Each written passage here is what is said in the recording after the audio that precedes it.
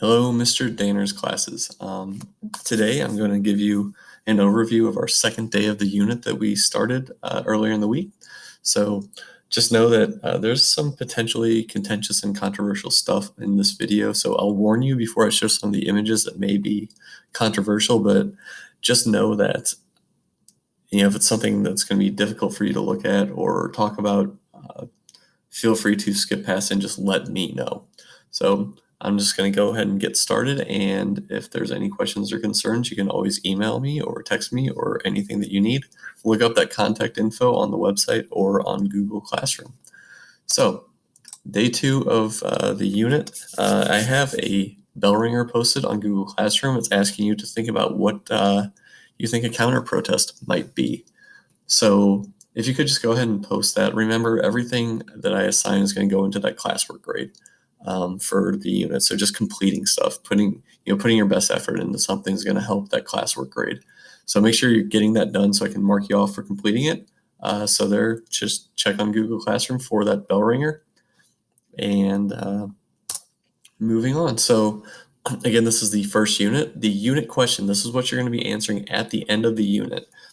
And we're going to gather evidence from these two questions to help answer. So when we're looking at these protests for question 1 and question 2, the evidence and the things that we get from that is what we're going to use to answer, is there anything new about the 2020 protests? So what we're going to look at today is 2 examples, one from way back in history, almost 100 years ago, and one from 3 years ago. And we're going to see, has protest changed or has it changed, stayed the same? And then we're going to look at the same next week, but we're going to look at protests that are trying to achieve a different goal. So just know that today we're going to look at a protest where the goal is to try to restrict the civil rights of people, to take away rights from people. So it's going to be, for some people, it might be more of a downer. It's going to be harder to look at. And then on question 2, we're going to look at protests where people are trying to gain civil rights and look up and encourage equality for everybody. So that might be a little bit easier to look at. So just know that today I very intentionally put this first because it's going to be very teacher-led instead of, I'm not going to ask you to dive too deeply into these protests yourself. That's what the second question is going to be for. So just know that when we're looking at these restricting the civil rights of citizens, it's going to be a lot of me just kind of giving examples and only asking you to do a few things. So the ultimate goal of this unit, or this lesson, is to create a Venn diagram, which I have at the bottom of the slideshow. And I'll show you where you can get the assignment later on. But ultimately, we're trying to just put anywhere from 7 to 10 comments in the Venn diagram, and I'll model how to do that. But we're going to look at 2 rallies. And again, this is where it gets a little controversial. The first one we're going to look at was about 95 years ago in Washington, D.C. It was the KKK marching. And if you don't know what the KKK is, their goals are essentially white supremacy and trying to take away certain rights from certain groups of people. And they were much stronger at certain points in our history. They're a little bit less influential now, but they still do exist. But 95 years ago, they gathered about 30 to 40,000 people and marched on Washington, D.C., and the goal was to restrict, they wanted to try to restrict immigration, people moving into our country. They wanted to restrict that based on race. And so they essentially wanted people only from Europe to come into our country, and they didn't want people from other parts of the world. But they also were trying to gain support for their national movement. They wanted people to know that they existed and how powerful they were. So getting 30, 40,000 people with the same beliefs is one way to do that. And then the second rally we're going to look at is the Unite the Right rally, which is 3 years ago in Charlottesville, Virginia. And you probably still hear politicians today talk about Charlottesville. It was a major event, made a lot of headlines, and again, it was encouraging people to follow and believe with them in white supremacy. And then also they were trying to protect a statue of a Confederate general, Robert E. Lee, who was the head of the Confederate Army in the Civil War. And they're trying to keep that statue from being torn down. So I'm going to stop the video just for a second right here. I'm getting ready to show some images. Again, some of it's the KKK marching, some of it's people with torches marching on a city. And if any of that, if you think that's something that you don't want to look at that could be disturbing, stop the video, fast forward until the images are not there. Skip ahead to where I'm demonstrating. I'll put a comment on like the timestamp of where that is. But if you want to just skip the pictures, because it's going to be offensive, you have that option. But otherwise, I would encourage you to look at them if it's not going to be potentially disturbing. So, all right, I'm going to move on with those, and just know that I'm not trying to like push an agenda. I'm not trying to encourage any type of thinking. I'm just showing you these are events that happened in our history.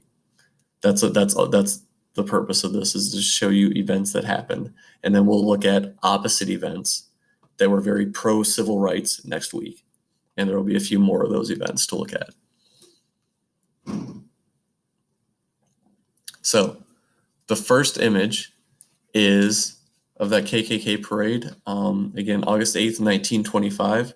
And you can see they're marching down in Washington, D.C. Right there in the center of the picture, that's the Capitol building. That's where the Senate and the U.S. House of Representatives meets, and they're marching straight towards that. Again, you can see how many people there are way off in the distance as they go down the road. They're all the way up there, all dressed in white.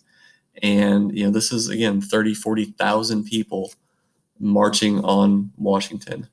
And then these are spectators, and I don't want you, these are not counter protesters, because they're not organizing a protest. They're just, they're watching. I'm not saying that they agree with what's going on, but there was no organized counter protest to this event. There was just people watching, spectating. So moving on, here they are. They're getting ready to give speeches, talk to this crowd, get them all riled up and cheering, to get them excited about their beliefs, and they're going to lay out, these are the things that we're trying to do. They're carrying American flags because they believe it's their patriotic duty to protect our country from certain immigrants. That's their belief that they were trying to achieve, and so they believed that carrying American flags was a way to show their patriotism and support their beliefs of restricting immigration and white supremacy. So that's how they were using the American flag. Again, you can just see thousands of people gathered around. And then finally, here they are. They're marching together. They're in unison. They're holding hands to show like that unity, just show like that strength of, here we are together, and we have these huge numbers, and they want people to join in with them. And again, carrying American flags, holding hands, showing unity, all dressed alike. And that's, again, just a big show of support and unity. So that's the KKK march. I'm going to talk about these. I'm not going to put the pictures back up after this, but we're going to move on to the Unite the Right rally. So again, 3 years ago in Charlottesville, Virginia, these are people who believed in white supremacy. They're trying to protect this statue from being torn down.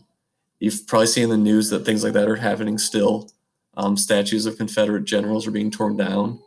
And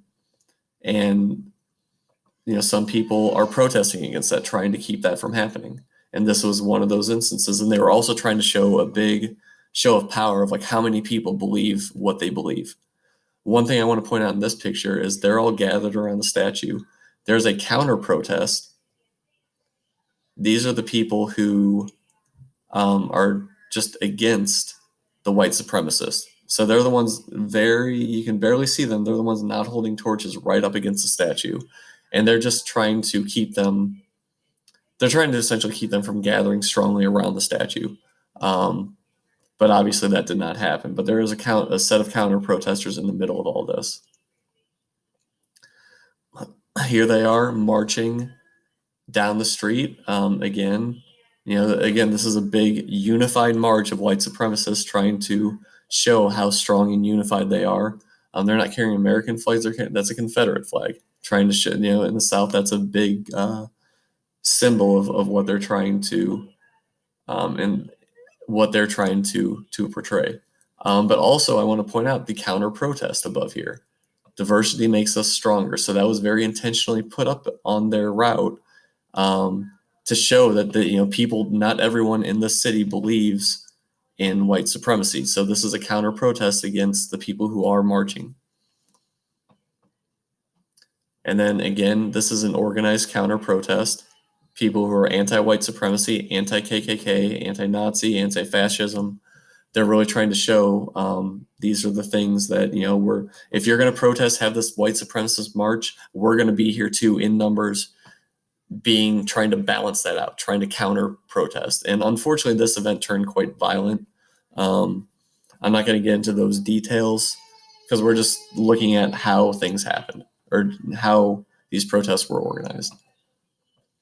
Okay, so now what we're looking at is to fill out this Venn diagram comparing the two marches. So a Venn diagram, again, you put similarities between the marches right here in the middle section. Differences go over here. So an example, if you don't know how to fill this in, because you'll have this Google slide assigned to you and you're going to need to turn it in eventually. If you want to add a comment, just go over here to insert, text box. Click where you want the text box to go I'm going to give you a similarity. So you click right there, and one of the similarities between the two marches is they were trying to encourage people to join their beliefs. That was a major similarity that they had. So you would just put that right in the middle. Now let's look maybe for a difference.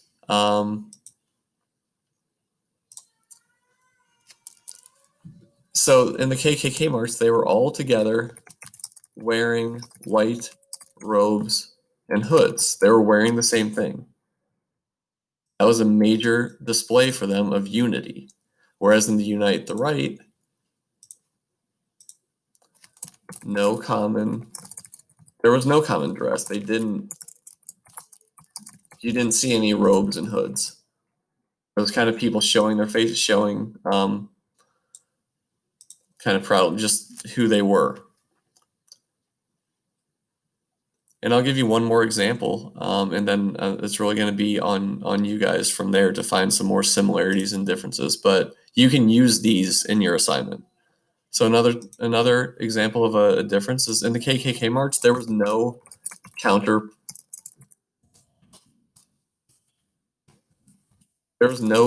protest.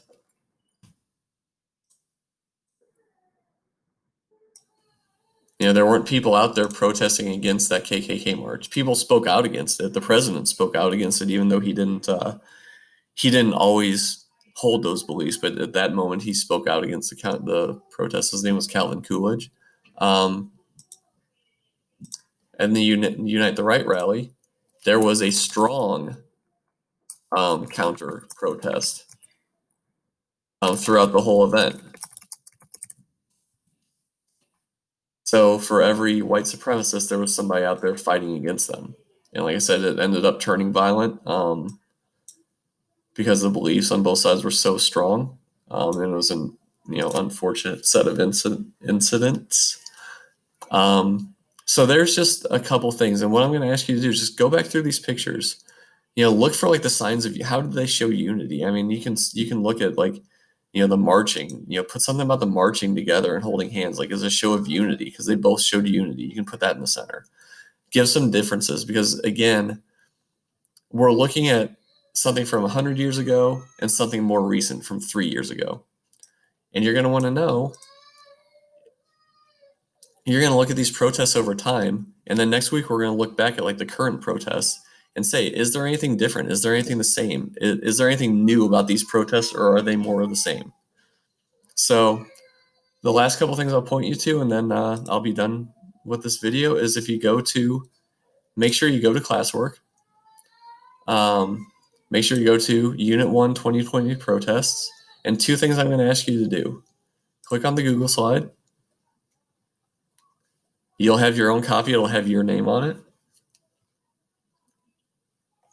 And all I'm going to ask you all to do is go down click through, look at the images again, and then fill out your Venn diagram. Use the examples I just put, use those, but then do another 3, 4, 5 more examples, please. I'd like to see some of your thinking. And then make sure that you go back to the assignments. And I don't have the student view, but there's a spot under this assignment to just turn it in.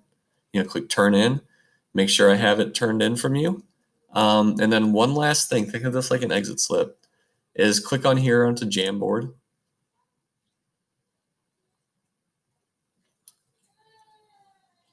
And I would really like to get a big class Jamboard posted. So I think a lot of your teachers are probably using this. Some aren't. That's fine. But just add a post-it, add a comment. You can write it. Add a sticky note. Type something in. Wearing. No, I already have that one in there. Carrying flags. Right. Simple as that. I think I have that as a comment too already. But just go ahead, drag that. That's the similarity they had. So just put one comment, just one post-it somewhere as a similarity, a difference in the class Jamboard. And so again, just as a review, go back through, fill out the Google Slides, fill out the Venn diagram, hit turn in, and then put one thing on the Jamboard. And that's your assignment for the day. And as always, email me, text me, whatever, if you have any questions, concerns, comments. And I'm really excited to start next week and get into the pro civil rights protest. So everyone have a great weekend. And as always, please, please, please be in contact.